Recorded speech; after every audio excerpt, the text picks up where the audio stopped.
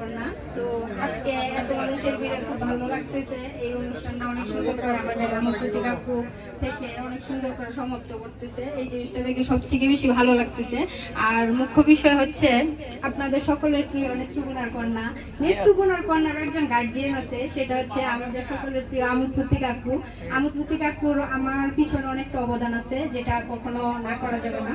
তো এই আজকে কাকুর সাথে কি মঞ্চে দাঁড়ায় মন থেকে কইতাছি যে অনেক ভালো লাগতেছে। আচ্ছা আমি শুদ্ধ ডাক কইতাম না, আমার মাফ করে দিন, কারণ আমি সবসময় শুদ্ধ ভাষায় কথা কই, শুদ্ধ কোনো সময় কই না।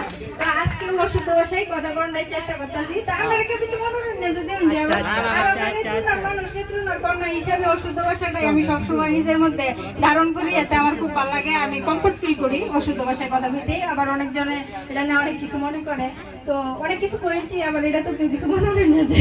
আচ্ছা সবাই ভালো থাকবেন। তো অসংখ্য ধন্যবাদ সবাইকে। আর সবচেয়ে বেশি ধন্যবাদ দিব আমাদের সকলের প্রিয় আমন্ত্রিত কাকুকে। ধন্যবাদ। এখন আমরা যিনি পরিচালক করবেন